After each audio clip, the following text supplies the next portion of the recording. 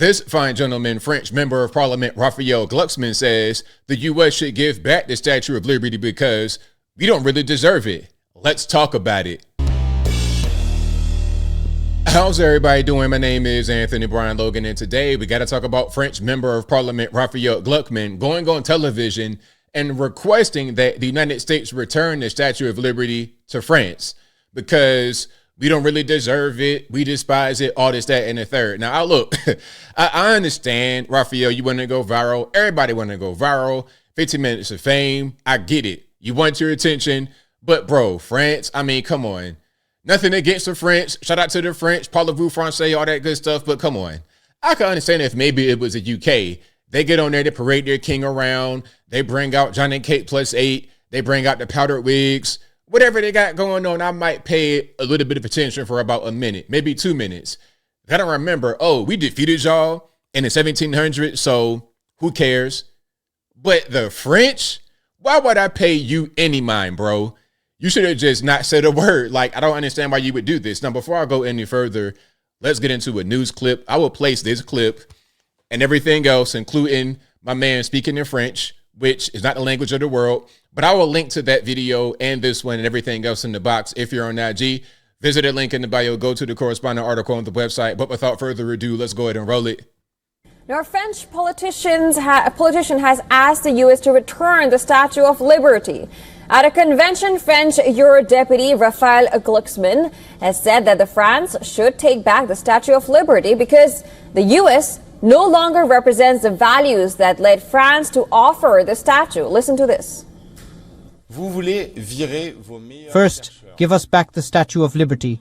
We gave it to you as a gift, but apparently you despise it, so it will be fine here with us. The translator and the gentleman speaking, not very strong and powerful masculine voices. Et leur sens de l'innovation, leur goût du doute. Now, Glucksmann, a staunch defender of Ukraine, has strongly criticized President Donald Trump's radical change of U.S. policy on... There we go. Okay, you're mad because Trump did not allow Zelensky to come into the White House wearing a pair of sweatpants and the T-shirt and this, that, and the third little, you know, my first pair of boots ever in the world. You didn't like when you spoke to Zelensky as a man and demanded respect as a man and say, you know what, we're not going to continue funding this war if this is what it's going to be. You're mad about that. Okay, I get it. I understand. So because we don't want to continue waging this endless war, this proxy war, somehow we are the anti-freedom people. I don't understand. The war. Now, France presented the Statue of Liberty to the United States in 1884 as a gesture of goodwill to commemorate the alliance between the two nations. The statue was disassembled and shipped aboard a French Navy vessel. It arrived in New York in 1885. The statue was fully assembled and unveiled in 1886. Paris has a far smaller copy of the statue on a small island on the Seine in Paris. Now, look, one thing about the Statue of Liberty that always gets spoken about, and they don't really tell the full story normally. People talk about the poem that's on it, and the poem has the inscription talking about bring us your huddled masses, all this and that, and the third. And people think that that is a message from the United States to bring in all the migrants of the world, unfettered, undocumented, illegal. No, actually, that poem was written as part of a fundraiser to build the base because the French gave us the statue, but we had to build the base and fund it over here. So we built the base and we put the statue on top. We have a response from our White House Press Secretary, Caroline Leavitt. Check it out. So is President Trump going to send the Statue of Liberty back to France? Absolutely not. And my advice to that unnamed low-level French politician would be to remind them that it's only because of the United States of America that the French are not speaking German right now. So they should be very grateful to our great country. Kelly. There we go. Right on point. So again, shout out to Caroline Leavitt. Right on point. But yeah, France, I mean, come on. Like, y'all can't even really talk. Shout out to all the French people, any Francophones, anybody that speak French. Oh, shout out to y'all. Nothing against you people. But I'm talking about the French government, the politicians. They are not really in a position to talk to us about anything. Didn't your king flee to Versailles in the 1600s because Paris was such a dump. Like I say, Paris has been a dump for centuries. Everybody knows it. As a center of your civilization, your most famous place, some kind of beacon of society and excellence and democracy, and it looks like that. Worse than San Francisco. Why would I go there? People talking about something, oh, I'm going to go to Paris. For what? Why? To see that rusted up statue? I know I'm kind of going hard on Paris, but seriously, everybody knows Paris is a dump. Now, I'm sure we got beautiful countryside. We got the vineyards and all that kind of stuff. Go down Monaco. You got to be having all the money in the world to go down there. I get it. But I don't think the country and specifically their leadership is in a position to talk crazy to us. Like, we are the big dogs.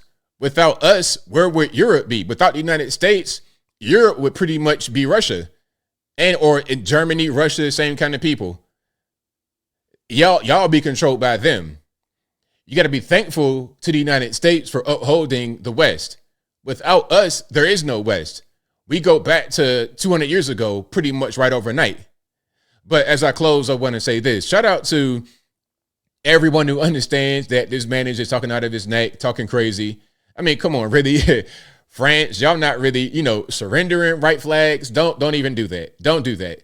Like, shout out to the French people. Shout out to everybody everywhere. If I criticize someone's government, it's not even about them. I could talk about some corrupt leaders in Africa. I ain't talking about the African people or a particular country. Let's say South Sudan. They say, oh, the most corrupt country in the world. It could be. But I think that's about the politicians, those you got in power, not necessarily the regular everyday people just trying to survive, make a living, and take care of their children. It's not about them. It's about the leadership.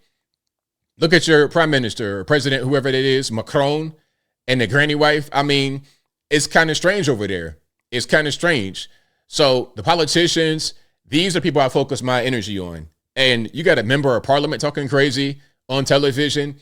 I don't understand why you would do that. It's not needed. It's not like your voice will do nothing to change anything about the world at all. All your voice will do is just identify you as a person that is loyal to a particular cause.